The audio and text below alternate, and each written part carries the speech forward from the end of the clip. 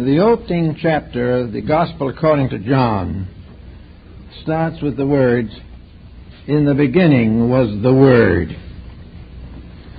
And this term, the Word, has gone around the world in the religions and sacred teachings of nearly all of the great faiths. Every religion has a secret or sacred word, usually a synonym for deity, but also representing the divine process, the outbreathing of existence. In this little planet where we live, probably the only creature that is capable of even attempting to understand the mystery of the Word is man. Humanity has the power not only of speech, but of articulating through speech thoughts, ideas, emotions, and all a wide gamut of intellectualisms, emotionalisms, and physical attitudes. Therefore, we should give some thought to the use of language, use of words. And that is probably especially practical at this time, where we are on the verge of a political campaign in which a great many words are going to be used. They're going to be thrown in all directions. And as we study them, we will realize gradually that words are dedicated to three different levels of usage. The first and most important level is the word as truth. The second is the word as hope. And the third is the word as fear. And even in daily living, many of our word terms and our expressions are used to sustain, support, or protect the individual from some attitude or circumstance which he feels is hazardous or detrimental to himself. So we study the problem carefully. We come to the realization that we are dealing with a very important commodity. Words are not just things. Nor Webster, in the development of his dictionary, made the statement that a dictionary is not a book devoted to the meaning of words. It is devoted to the usages of words. Most of the words that we use we do not understand. Most of the statements we make are not clear, not positive, and if they are both clear and positive, they may still be untrue. Words are very complicated things, and they should be used with caution. The English language had its rise in the 17th century, in which we have the first great flowering of an intellectual way of life, particularly in poetry, sonnets, in soliloquies, and in various texts of sciences. The Shakespearean plays are a magnificent exhibition of the use of words. Words to convey feelings, ideas, thoughts, and attitudes. Words which can be rhymed, which may remain as prose. Words which sing and words that frighten. All kinds of words are used every day. But the wise person will be thoughtful and try to use words with proper meaning. There is the use, there is the misuse, and there is the abuse. And the use of words should always clarify something. The misuse is apt to complicate something, and the abuse is usually a complete statement of negation or a harmful and destructive application of language. So we start with the beginning, the words as useful, the words as means of communication, the use of words. Now we have to study and realize, to begin with, that there are two levels upon which the human being attempts to function. These are more or less outlined in the concepts of science and the various forms of special research projects. The first problem that we have to face is that words do not actually give you the full meaning of the sounds that you make. They can give meaning, they can give false meaning, they can deny meaning, but very few words can convey the real meaning of themselves. A German college professor a number of years ago kept his students in a sort of lethargy because he would not permit them to question him. He would talk to them about something and said to, "Why is this, Professor?" The professor was silent. After a long series of such experiences, the professor finally confessed the facts of life as he understood them. He said, "We can only answer the question why by substituting for it the question how. When we say why, we mean how." Now, this is a simple statement of the fact that we don't know the fact. It is a clear indication that the why is unanswerable, or at least is so dim and obscure that it cannot be applied to any definite situation. We cannot say why with certainty. We do not know why the sun rises, but we know how it rises according to mechanics and astronomical calculations. We do not know why certain things happen, but we know how they happen. We do not know why man was created, but we know how he was created to a degree, so that the use of the word why has been almost abandoned in higher intellectualism because of the simple fact that the individual ultimately has to face his own ignorance. And to answer the question that is asked by why would require a knowledge beyond that possessed by the average human being. So we are confronted with the fact that we must deal with secondary facts. Primary fact remains elusive and beyond our comprehension. So we actually are constantly using language with certain defeatism inevitable. In order to speak a language correctly, we have to do what some of our earlier ancestors did, and that is make a life discipline out of language. In other words, if you use words, then you must consider them part of a science that must be conquered by itself. If you wish to be a grammarian correctly, you have to make words a matter of serious consideration. You cannot just open your mouth and let anything come out that it feels like appearing at the moment. It has to be disciplined. To make words consistent or meaningful, they must be disciplined. A superficial statement has very little basic authority and very little probability of complete fulfillment. So we start with the question now as to why we cannot ask the question why. And that is because of the absence of knowledge of first cause. Behind the little world we live in at the moment is a vast purpose. We feel sometimes that we are touching the hem of that purpose. We believe that that purpose can be approached.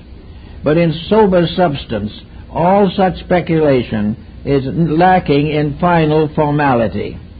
We cannot answer the question of why the universe was created, or why God in infinite wisdom created the capacity for evil. We don't know, as to one theologian asked, how it happened that when God created paradise, he also made the snake. Now, did he or didn't he? And then we come to the why again, and we don't know the answer. We do not know most of the answers that are in depth. And this in itself is important. It tells us something that we all should understand. We should realize that the use of knowledge is largely to discover the cause and source of things. But in our daily lives, we do not pay much attention to this. We are content to drift along on the surface, allowing the moods of the moment to control the use of words. This is not the way it should be. At school, for instance, we learn to liken words to objects. But even when we apply the word to the object, we have lost something. We have lost inner meaning. We call things by the name. We say this is a carrot, and we therefore get a good mark on our examination paper. But what is a carrot? Neither the student nor the teacher knows, actually. It becomes merely a term to define the fact that we have accepted the language which we are studying, and that in that language this particular vegetable is a carrot. But this does not tell us a thing about the carrot. It only divides it from some other vegetable. Why it is divided, how it is divided, what the life means, we do not know. But from the very earliest times, human beings attempted to find ways of learning the true meaning of the things which they classified. And in the old hieroglyphic languages, they aided themselves by making pictures of the object. Pictures carved in stone, or pressed into clay, or written on paper or parchment. They made likenesses of the thing they were trying to discover or decide. And in this way they had a little more dimension than we get from words, because we then add picture or likeness, and this becomes a very valuable factor. But all the way along, particularly in the modern world, words have to be carefully considered and weighed. They can be the cause of war. They can result in riots. They can bring down the stock exchange in a bad catastrophe. They can do all kinds of things to us that we do not appreciate or understand. And just as we are not permitted by law to injure other persons physically, we must sometimes realize that we can more profoundly influence and injure them verbally. Words are powerful things. The ancients had the magic of words. They used mantras, spells, incantations, by means of which they could produce various magical effects. Words in prayer are used by most religions as a means of invoking the presence of deity or placing the mind in a mood of receptivity to truth. Words have always been very powerful things. They were powerful before they could be written.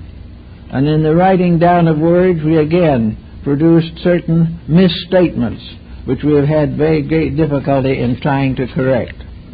But for all intents and purposes, at the moment at least, we are working with a verbalization that can change the course of history. Every single word that we use can be of profound influence upon our future, or bring back material from the past which were best forgotten. To use words, then, we must use them correctly. Up to about 100 years ago, in the public school system of most civilized countries, language was a very basic subject. We did not simply grow up and become able to speak languages because of environment and circumstance. The English language is a very important language, but it is one that is seldom studied scientifically and philosophically for the purpose of knowing the true strength, meaning, and power of word sound. The Oriental peoples have realized that every letter of the alphabet and all combinations of letters are magical patterns, magical forms. They even go further than this. In Indian philosophy, each letter of the alphabet is a living deity. And out of the combinations of these deities, sounds are produced. The vocal cords are a kind of vina, by means of which the individual can make a melody of his thoughts, emotions, attitudes, and beliefs. But words are alive. They are powerful. The esotericists of Europe, such as the Rosicrucians and those schools, held that words were so powerful that once spoken they never die, that a word goes on as a rate of vibration forever. and that from the lyrics must ultimately be born a new form of generation, by which propagation will be by the spoken word. This is found in the writings of the old alchemists and others, who realized that the vocal cords were the positive pole of the generative system, and that the vocal cords would actually come in due time to be the source of all eternal life. That all lives that have a continuance, either in time or space, are produced by vibration, and vibration is man's instrument of creation. We don't realize this now, and probably won't for a long time, but the fact remains that if we say a word, that this is a sound that is a part of life. It becomes an eternal part, just as much as a germ or a cell or any other minute unit of life goes on, even though its echo dies out. So we know that if they say a word that is destructive, that it adds to the burden of the world's misery. All these different things, like different types of human error, accumulate. We find that temper builds up. We find that all kinds of moods and attitudes become deeper and more powerful, until finally, who knows, the answer is a whirlwind or a tornado. But all destructive vibrations do continue long after we do not hear them or see the consequences anymore. Everything that is negative destroys part of the harmony of life. And as long as the human being is devoted to anger, hate, fear, jealousy, he will also have to pay for these moods in sickness and misery. Therefore, in using words, we should be very careful to use only the ones, and you use them properly, that will most likely produce concord, harmony, amity, and relationship.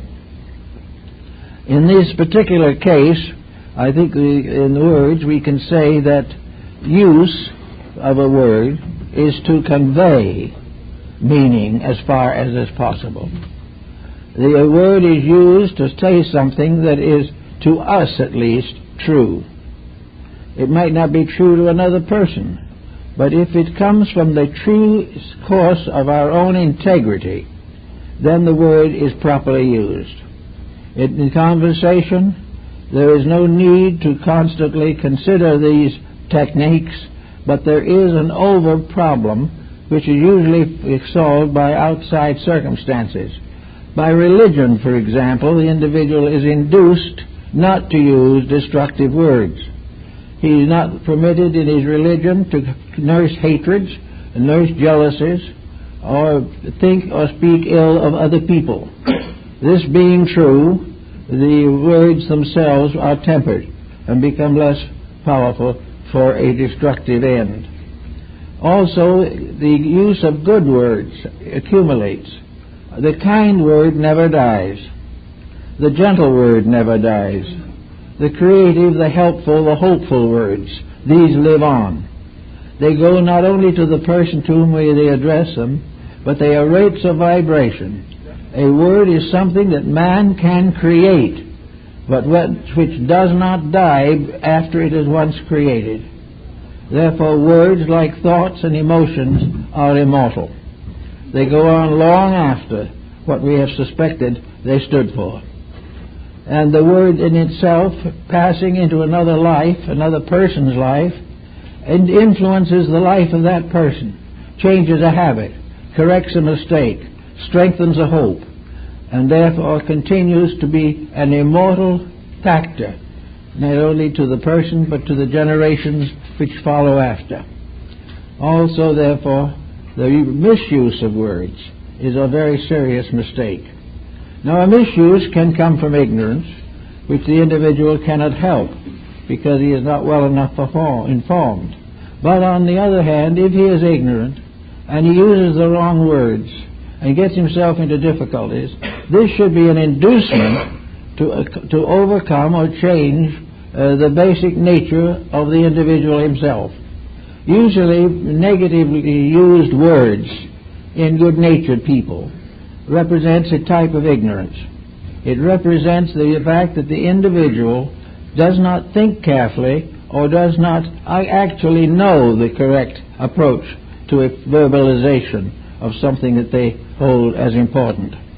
But it is definitely part of life that any individual who can speak, anyone who can use words, must be able to understand words and must recognize basic meanings and use these basic meanings whenever possible.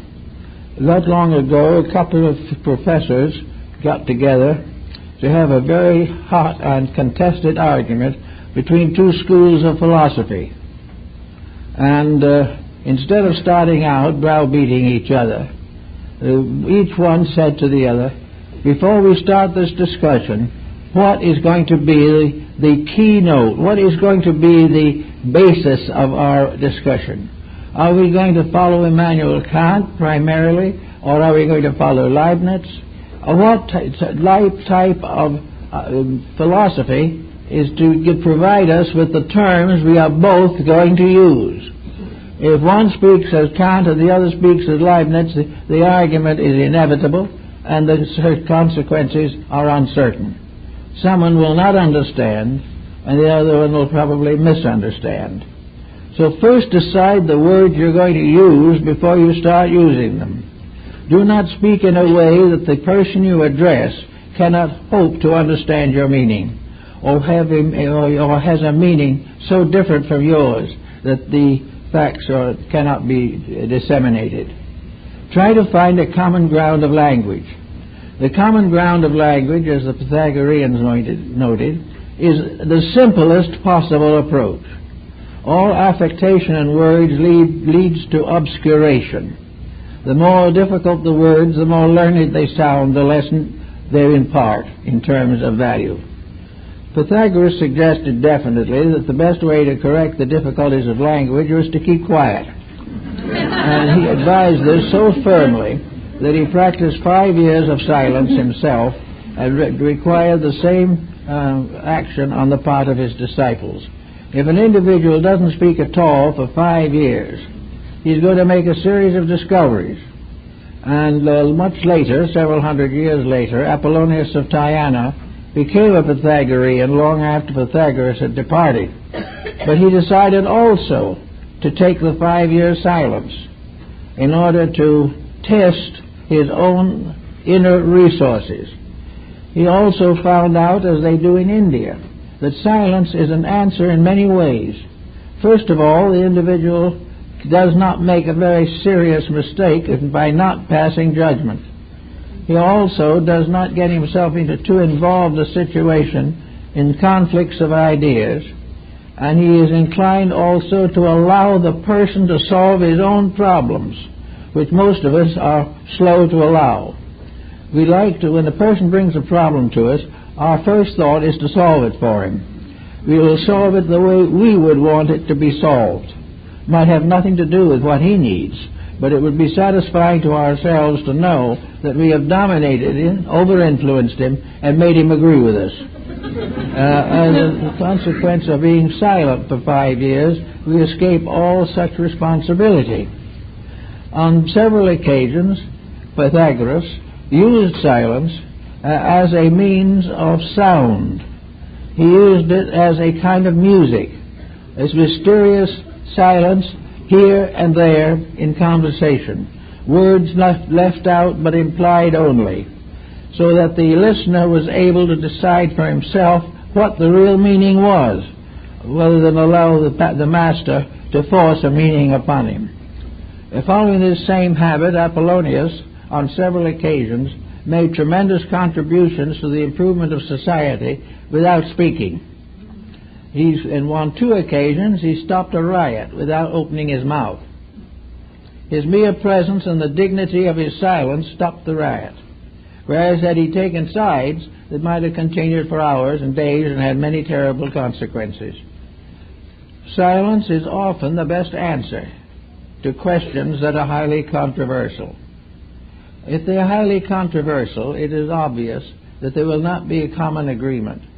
It is also possible and obvious that if the individual is forced to agree against his will by the weight of argument alone, which does not, however, actually convince him or convert him, then he will continue the same mind and will fight out the situation at a later period. There is no need for this type of thing. Now, in our daily life, we also should censor our words. Today, we are confronted with a tremendous array of bad taste in connection with words. Entertainment is loaded with words, thoughts, and attitudes now made vocal, which are against the better taste and judgment of mankind. We also know that the various plays have moral and psychological influence which is unworthy and unreasonable. Therefore, the answer is one way is to keep your mouth shut, and the other way to close your eyes. With those two objectives attained, the individual is then able to think for himself. The problem of rescuing the mind from exposure to ulterior motives and propaganda is a very real and serious problem today. Most of the difficulties that are confronting two-thirds of the world are due to words, badly chosen, backed by force, motivated by jealousies and greed, and with no values in the basic purposes of life. The Neoplatonists of Alexandria used the concept of words to be a sacred procedure, that any word that is spoken must come from the soul. If it does not arise in the soul and bring the mind into order, then it cannot be safely communicated to the outside world. All of the way along, the individual must put a bridle on his own tongue and must use words to be of value to society and to himself. Nearly everyone gets into trouble with words. Homes are broken by them, arguments split families wide apart. They also divide nations, continents, everything you can think of will come into verbal conflict over words. These words are used often to support physical force or to cause it. Actually, most of the troubles of mankind are due to too much talk and too many arguments, which are totally unnecessary. Many creatures do not speak. They do not need to, because habit and instinct and a kind of psychic overtone gives them the communication they need. With man, however, the problem of speech remains to the bitter end a matter of great concern to all human beings. Historians, of course, use words to influence the reader, and it is generally admitted today that 90% of history is written by victors at the expense of the vanquished. We always make a villain out of the loser, regardless of the circumstances. So we have all kinds of problems in history. We take the words, we believe them, but we don't know whether they are true or not. We make truth choice on the basis of what we want or what we expect or what is in common to our present consideration. We decide that the historian is correct if we agree with him. He is incorrect if we disagree with him, when in reality the facts of the matter are seldom actually considered. Now another, we can say there's the use and misuse, and there's an abuse of words. Now, the most basic abuse of words, of course, was in the medieval and ancient times in magic, black magic. All kinds of spells and invocations came into existence for the purpose of injuring people, destroying enemies by psychic means, the invoking of spirits, the invoking of demoniacal monsters. The whole science of necromancy was based upon spells, conjurations of words. Also, we might know that as opposed to these are prayers, which are probably the highest usage that we make of words. is to pray if our prayer is simple and honest. If our prayer is greedy, or we are very highly selfish in our thinking religiously, then we fall back into trouble. But we may say that prayer is the white magic of words, and that necromancy, spells, and conjurations are the black magic. So that every word that we do say, regardless of what it is, has some kind of a consequence. It may be spoken to the winds, but it still has a consequence. It may be spoken in haste or at leisure, but it is still an important thing. And it is something that should not be allowed to escape the control of the will or the integrity. We find people who would never really hurt anyone who will lie about them. We know people who will gossip and who love to carry stories and things of that nature. We find others who have a tendency to downgrade anyone who is in their environment because of jealousies. We find all kinds of misuse of words to the satisfaction of negative attitudes or purposes. This is something that from the standpoint of our daily life we should give a lot of thought to, because over the telephone in the course of the day enough gossip goes back and forth to break 1,000 homes. It's not intended to do it. It's not done from complete viciousness, but it comes from the idea of communicating something not generally known and enjoying the sense of being party to a secret. In all substance, these things are wrong, and let's see, the vibratory consequences are worth considering. Suppose for a moment you have a little bit of gossip that sounds rather good to you. You want to tell your friends about it. There are things happening inside of yourself. The first thing that might happen to you would be to question the integrity of the information. This, however, is usually passed over lightly. We assume that our friend knew. The second problem is, who is it going to help?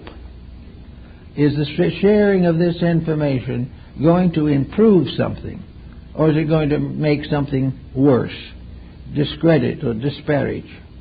Usually gossip and slander hurt, but that's not where it ends. That little phrase that hurts, or the thought behind it, keeps right on living. It gradually mingles with others, and gradually we build a political situation, or build a domestic situation, or a community situation, in which values are destroyed by loose talking, or by uninformed communication. All these things add up. They don't fade away. They do not disappear into oblivion. These things keep on living, and the ancient people believed that all these little thoughts became imps. All negative things were little demons. All beautiful things were little angels. And that the individual guards himself by surrounding his life only with good things. And the good things in this case being a consciousness within himself of fairness and integrity and of forgiveness. There are many cases in which forgiveness is an important problem in vocalization. People want to be forgiven, or they may want to forgive. The effort, however, may or may not be successful. In either case, we have the person vocalizing an attitude. And this vocalization, as my old phrenologist friend, Dr. Bronson, used to say, this is an attitude that comes out of your mouth and goes into your own ear. In other words, it goes around the side of your face and goes back to you. Whatever comes out of the mouth goes back into the mind. If there is inharmony, there's cruelty, there's thoughtlessness coming out of the mouth, that will return into the brain itself, or into the mind. And the problem of the mind as a factor in communication must always be remembered. Each person, before he settles down to becoming a philosopher or going into the higher mysticism, should make a fair estimation of his own character and temperament. He should look for the problems that are difficult for him, and if he is uncertain, he may be brave enough to ask a friend or two what they think about him. This takes a great deal of courage and has broken a great many friendships. But it is still a very useful thing to do. We should be grateful for it, but we seldom are. But in any event, these things, everything in life is a motion. It is a vibration. It is a living thing that affects other living things. And therefore, thoughts are things. Words are things. The mere fact that there was no witness to what we said doesn't mean that it is not there and will remain. The witness may show up years from now, but within the individual himself, everything that he says and everything that is said to him has a life, has a vitality, has a continuance. The nagger sets up a pattern which turns against himself. Now, nature has many ways of punishing mistakes. In the most probable, common way, in words and things of that nature, is to punish them by getting someone else to say something unpleasant or unkind as a retort. It ends in an argument. The two individuals get locked in a debate which makes both of them ill, leaves them tired and distracted and unfit for the common responsibilities of living. We can't afford it, especially now. At this particular stage of our international relationships, words can be very dangerous. They can cause the individual to lose track of his own growth because he becomes immersed in something which he can do nothing about. It is much better to be calm, mild, thoughtful, and retain judgment and refrain from all personal animosities. We cannot afford to hate people even if they're wrong. We cannot afford to spread false rumors simply to become part of an electional procedure. These things endanger the future of nations, and they do the same thing in the private life of individuals. A little gossip and a little slander can break a home and destroy the lives of the children trying to grow up in that home. Everything that is possible in words and in thought and in action should be constructive. It must have a meaning that helps and not by meaning that hurts. It must add to something and not detract from anything. It should add to a better way of living. Therefore, we have another interesting division. The Greeks said that man speaks in prose, but the gods speak in verse. Most of the scriptural bookings of the world were originally in the form of poetry. The sagas and Eddas, the Upanishads, all the different sacred books were done originally in verse. Most of the Old Testament was at one time in verse. Verse was the language of the gods because it was rhythmic, harmonic, and beautiful. And it went along with a certain cadence within itself. It continued to appeal, and good poetry still is a marvelous civilizing force. So the gods spoke only in hexameter verse. Prose was the language of mortals, and as the immortality in us comes out, our prose becomes poetic. And therefore we have all kinds of minor poets who have never ascended to the great epic level, but who still have begun to find the charm and joy of saying things beautifully, and saying them in a nice and gentle manner. Then we have some modern poetry like modern art, which is very poor, very fretful, very brittle. This does not help.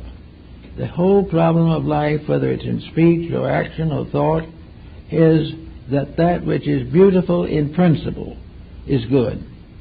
This means that it's beauty in the substance of itself, not in its appearance. But that which is beautiful means that which is ideal, idealistic, that which is harmonic, that which is reconciling of differences. All of these things become the burden and opportunity of the peacemaker, who is entirely and certainly rewarded for it. Blessed is the peacemaker. So we have in language all these things to think about. Our children today are not taught basic language. They are taught the names of things and believe if they hear the name that they know the thing. So if someone asks them, what is a carrot? they are apt to say a vegetable and get the correct marking. But they don't know what a character is, or a carrot, or anything else. They do not understand, but they consider the subject closed by the name. And the same is true in many different developments of life. We give names to things, answer them according to their names, and consider that enough. This is one of the points that was made by Comenius and Holbeck in connection with education. The problem of finding out the name of things in terms of meaning. And the way to gain meaning is to recognize the basic vitality of the subject under discussion. Hartlib made a point of this, and so did Comenius. In other words, you have to be able to feel the facts of a thing, not merely listen to it by dictionary. You have to participate in the experience of something in order to know it. And that was why such an emphasis was placed upon preschool education. The problem is very certain that the faculties of true understanding have to be developed before schooling comes, or the schooling will be very largely rejected. We will finally end up with the individual memorizing the words and knowing nothing about the substance. So the person has to learn to recognize substance first. And the first substances of life are not learned in school, but in the preschool period of childhood, in which association with other adults or with others of its own age group these result in certain basic experiences of like and dislike, of acceptance and rejection. These things we gradually learn intuitively. Then when education comes, we give meaning to words. Otherwise we give no meaning. And we just keep on using words without giving them any substance, essence, or vitality. Students working with the various systems of thought today also will find a study of words very rewarding in connection with beliefs. We have probably 30 or 40 systems of religious philosophy in the world that are of some interest and importance. In almost all of these systems, there is a vocabulary. They have names for things. They have names for deity. They talk about the 72 names of God. All these things. But the real study of language and words gives us the full sense of this. In other words, these are not separate beings. These are separate language names for the same being. Instead, therefore, of having a group of pagans and heathens, we have divided from each other only by word for name. That the person who worships Brahma is the same person who worships some other deity under another name, but it is actually the same God. And the realization that this could in itself alone, through a study of language, practically end all sectarian differences of belief. Because the quality of the beliefs are the same, but the names are different. And as long as we know them by their names only, and do not know their qualities, we are unable to cope with the situation. So everywhere meaning reconciles words, whereas ignorance keeps these words separated, creates civil wars over words, where there is no need for it at all. Now, in our modern life, we have another kind of problem that seems to be coming up, and that is the basing of language. They are becoming more basal in its tonality. We have gone downward into what we might term basic English, but which is really very largely the lowest possible use of words. We use, therefore, profanity and many things of this nature, which become common usage, without realizing that all of these things are just as dangerous to our system as marijuana and cocaine. The destruction of the overtones of a language can be a great disaster to the human being. It can subjugate that human being to a level of life very much below that for which it was originally intended. It is necessary, therefore, to correct much of the problem of life through a better understanding of language. We have it here now more than we did have, because in this country, for instance, we are bringing in peoples of many different nations and races. We are creating a highly polyglot civilization. And these civilizations will remain more or less separated for several generations because of their ancestral backgrounds and because of their particular religious emphasis.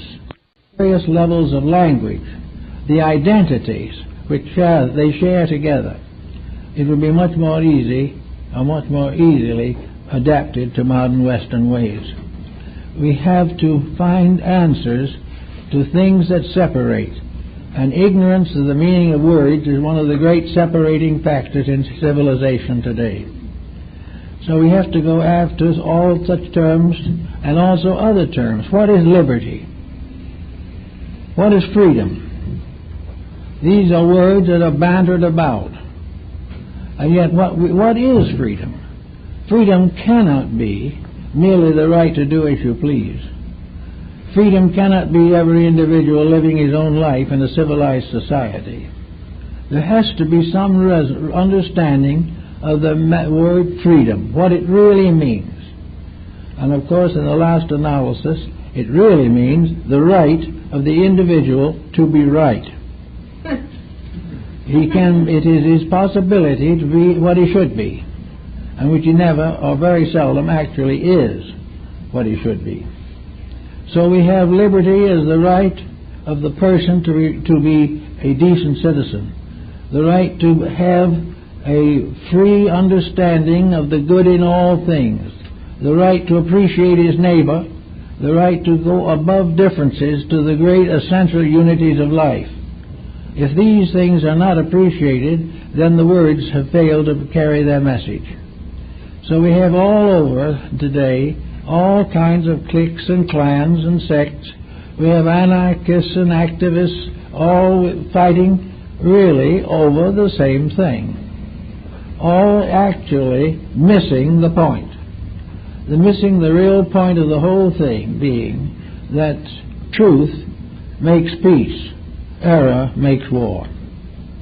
If the individual understands the facts of his own faith correctly, he will discover that the faiths of all others. But if he becomes merely a bigot of his own, and intolerant of all that he does not believe to be true, then when he attacks the other person's belief, he is only attacking his own belief under a different name. All of these things come out in the study. Now we have new words all the time.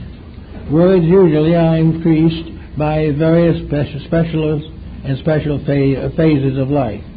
As various arts and sciences have become increasingly complicated, new words are continuously invented. Some of these inventions are trivial, some of them are really of no significance whatever, but gradually a language builds up to immense proportions. And as it grows greater and greater, it has a tendency to separate the various strata of civilization. By the time we add 10 or 20,000 highly specialized words to our vocabulary, we have lost contact with millions of human beings to whom these terms will never be familiar and will never be generally useful. It is therefore very important that we divide language as the Egyptians did. The Egyptians had two kinds of language. They had the language of the marketplace and they had the language of the temple. The sacerdotal languages were not communicated to the public. You couldn't buy and sell apples with the sacerdotal languages. They had their own argot sufficient to the needs of commerce. But those higher terms of language were reserved for meaning that was exalted and was not going to be degraded by being tossed down to a group of persons who would never understand them. So that the languages are of two types. There is a language suitable to the physicist. There is a language that has a special meaning for the physician. There is a language that is particularly necessary in the courts of law. There are languages in laboratories and in research groups and in all kinds of trades and professions. But beside these, there has to be the common language. And that common language is simply the common usage of words for the purposes of living and the purposes of communication. We cannot communicate with specialists except in their own terms, and gradually they restrict their own interpretations until they subdivide into infinite numbers of groups. Yet behind it all, under it all, is the common language that we have to use for the needs of life. We have to say, I'm hungry, I'm tired. We have to say, I am old, I am young. And we have to use a whole world of common usage which should be kept as it is, primary and just. And no specialized language should contradict the general voice of the world. The specialized languages are for certain purposes, but no specialized language should be substituted for the basic language of our daily needs. Thus we may say that the place where the physicist and the homemaker meet will be in this common language. The common language of love, of friendship, of kindness, the common language of helpfulness, sympathy, remembrance. These things belong equally to all levels and constitute, together with the statement of needs, purposes, and basic ideals, state the basic convictions of mankind. This is one of the reasons why we have trouble today between science and religion. We try to use scientific language to explain religion, and it won't work. We try to use religious languages to explain science, won't work. Each has its own level, but both meet in one common problem: home, life, children, and the faiths that are involved all come back finally to the love of truth, the love of God, the love of service, or the service of mankind, the dedication of a life or a skill to the greater good of the greater number. These things are in common. They do not go into the laboratory, they are not seen through a telescope, but they are the basic factors of life.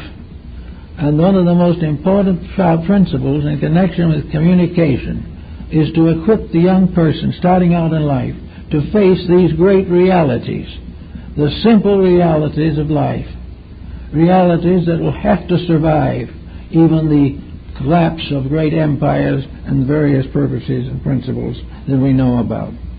We have to have a simple, natural, honest language. We have to use words that can be generally understood, and we must use them on purpose and not accidentally. And I think that 90% of our domestic difficulties would be improved, if not solved, simply by the use of the proper words. Words that are in common and in fact. Words that represent the highest type of conviction that we possess. In every country, ancient and modern, the principal foundation of international relationship has been on the religious level. It is on the level of faith, the level of veneration for good, of the Golden Rule and the Sermon on the Mount, that we have been able to find common ground for understanding and for patience and all the things necessary for daily living.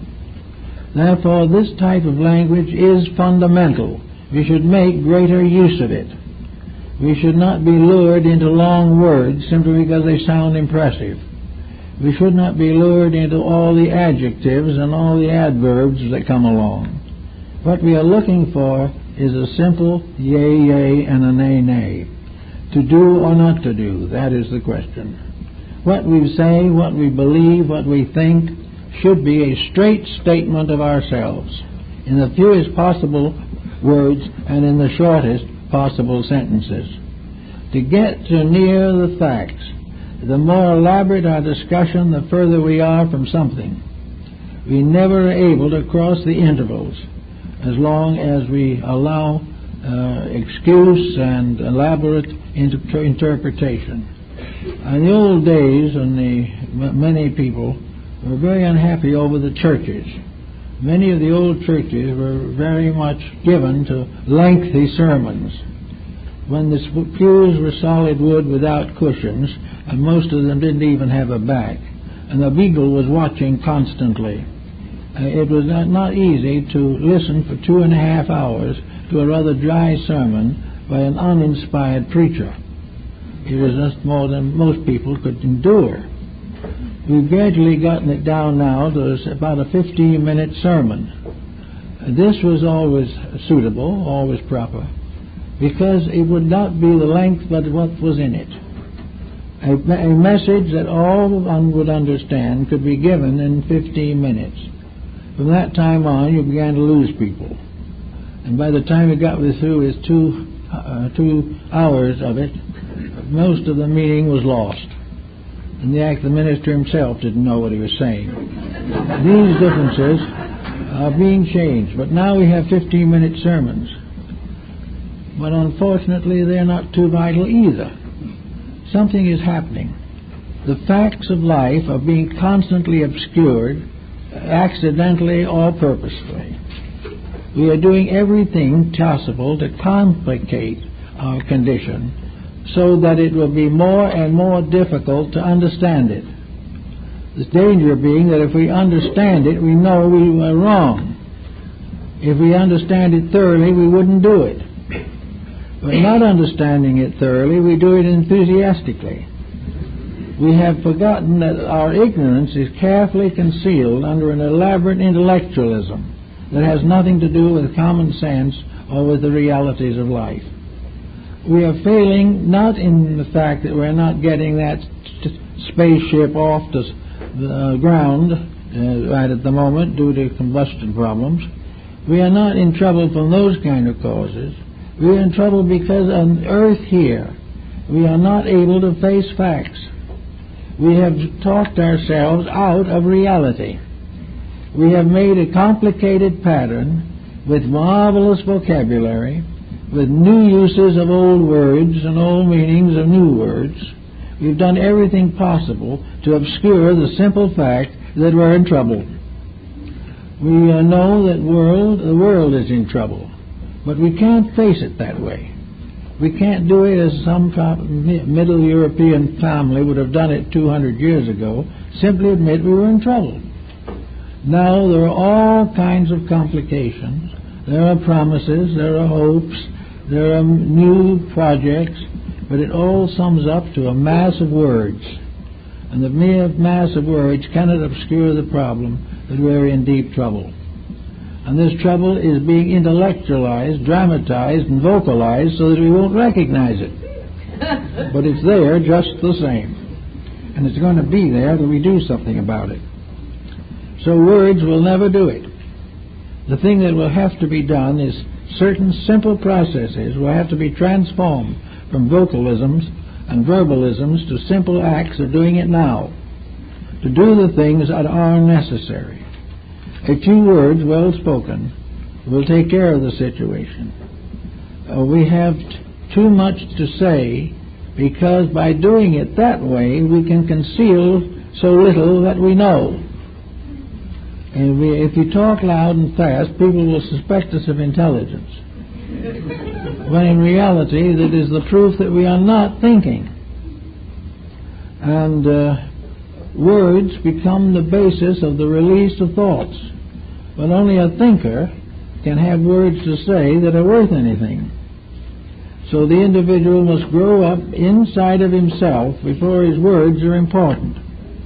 We have had in the course of time a great many people come in asking help and so on.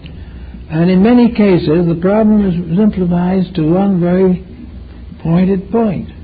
Namely, that people have taken advice from other people. And these other people didn't know what they were talking about. And yet they had the sense of authority, the power of authority, and perhaps the legal power of authority. But they were wrong. Trying to follow them, people got into further trouble. Actually, freedom under a democratic system is, as I said before, the right to be right. It is the possibility of the individual having the right and privilege to do his own thinking, and in thinking to prepare his own concept of life, and in preparing his own concept of life, gaining a point of view which enriches his words. If he knows what he's talking about, his words are important. If he doesn't, no matter how pretty they are, he's getting nowhere. So the individual, to use words properly, must also put himself in order.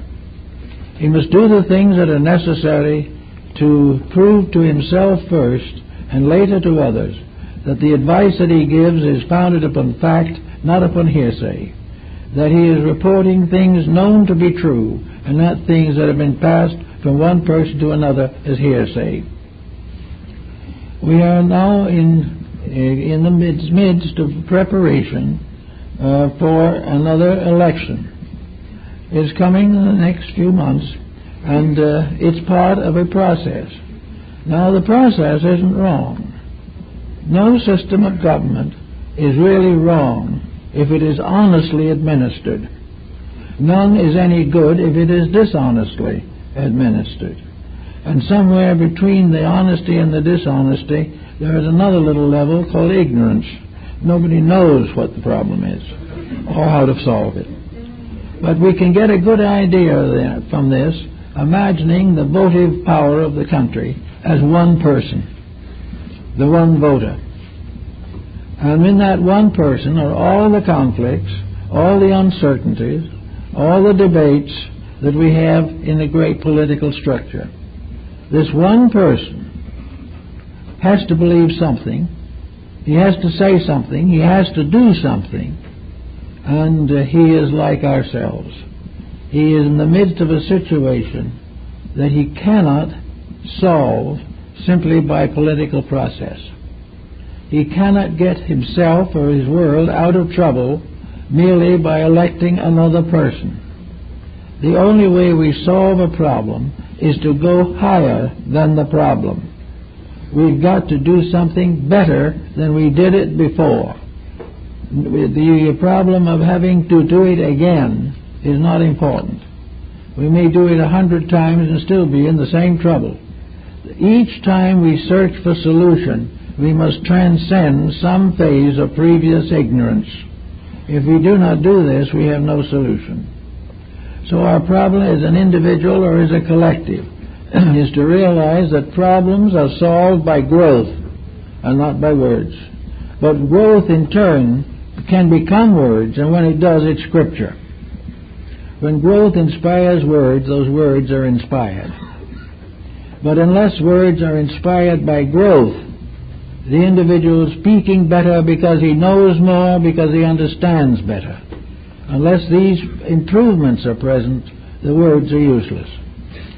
Therefore, we must, as individuals, try to solve the problems of our personal lives.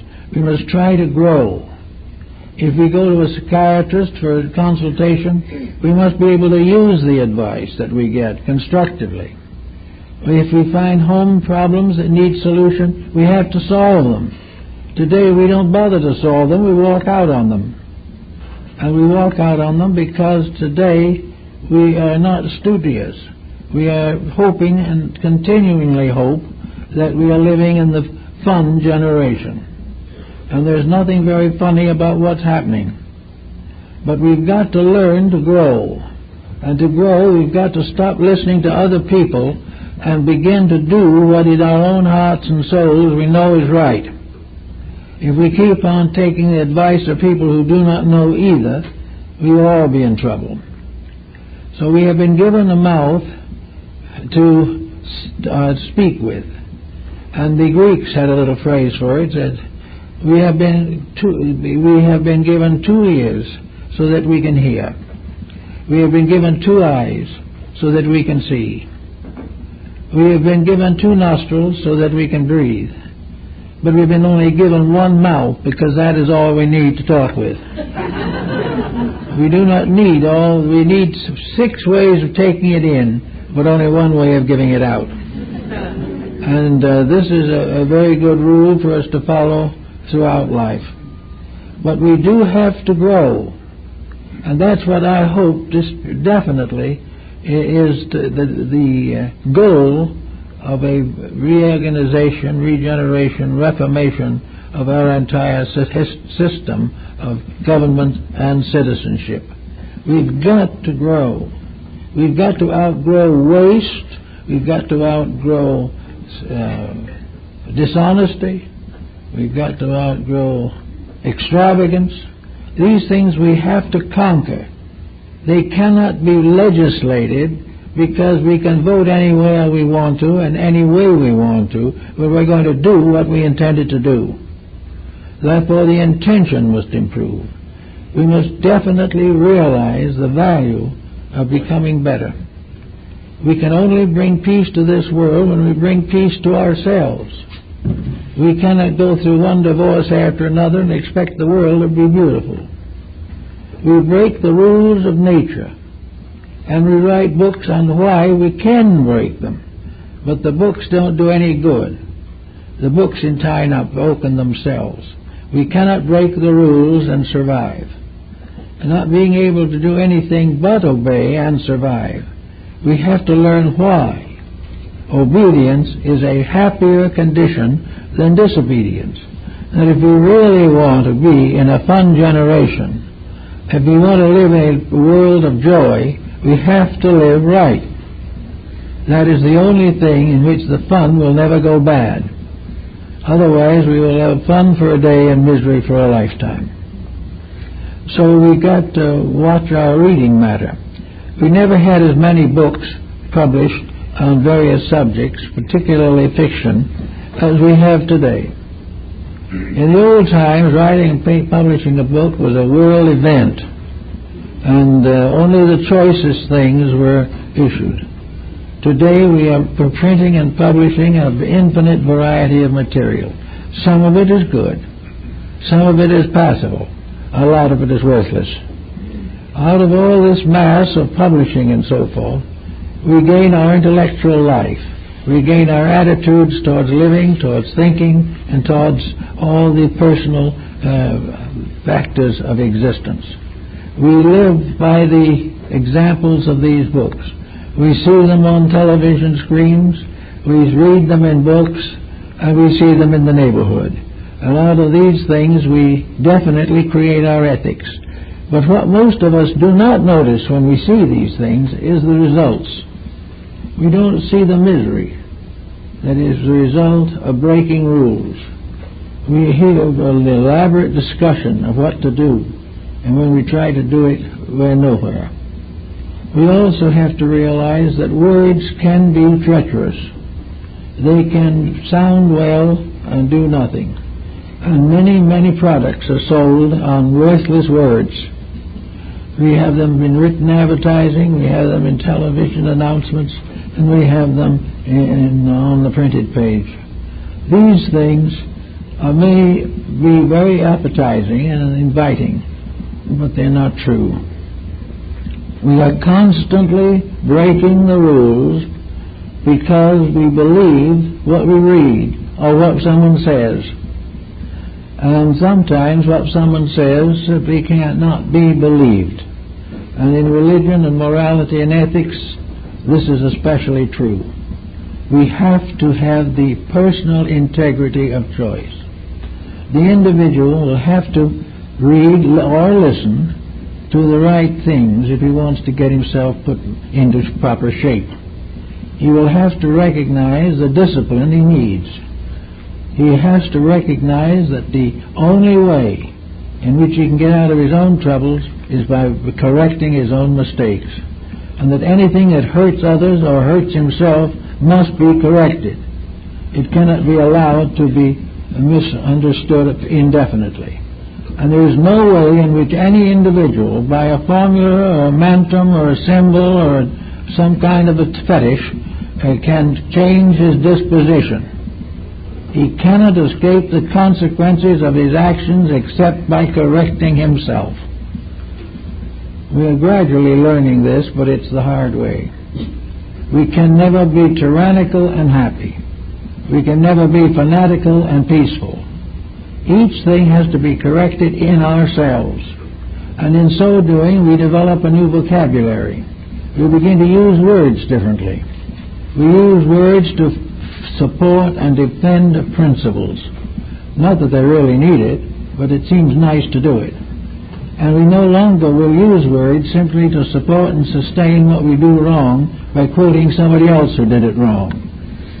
These things have to change. There has to be a new order of life for us all. And this new order of life will mean a complete cleaning up of the dictionary and the vast accumulation of spoken and written word. The time has come when we'll have to use discrimination. We will have bad literature as long as we buy it. When we stop buying it, we won't have it. The same is true of our television entertainment. We will have just what we deserve or what we demand. When we demand what is right, we will get it. It isn't the case merely that we are being exploited by somebody who should do better. The person who is exploiting us doesn't know any better either. The real thing is both the exploiter and the exploited, by growing up, are mutually corrective of each other. They've got to learn more. And we've got to be careful in taking the words that are spoken around us and make sure that the words are not propaganda for some type of falsehood. We've got to not expect something for nothing. We've got to stop looking for bargains. We've got to stop believing we can talk our way out of our problems and settle down to the quiet, substantial process of growing. There is nothing really that matures us like growing up. And growing up does not necessarily mean frustration. It means an individual capable of administering his own life with dignity, and in the same way having a greater happiness and a greater security and a greater usefulness in the community. Cooperation here is a life of trade. Competition is its ruin. We are still trying to compete our way to world supremacy, and we will probably ultimately keep on trying until we exhaust our resources and exhaust our capacities to make mistakes. We have a good capacity for that, however, and it will take a little while before we wear it out. But in the meantime, words can be used to express our convictions. The more people who use words constructively, idealistically, and progressively, the better civilization will be. Because many people listen largely to others for advice. And if the advisor is right, everyone will benefit. If the advisor is wrong, no one will benefit.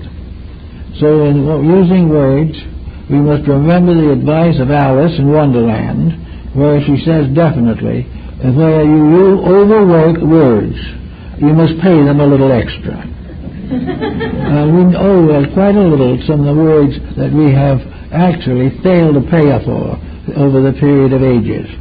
Let us learn to know that it costs money to talk, and that therefore it costs money to listen.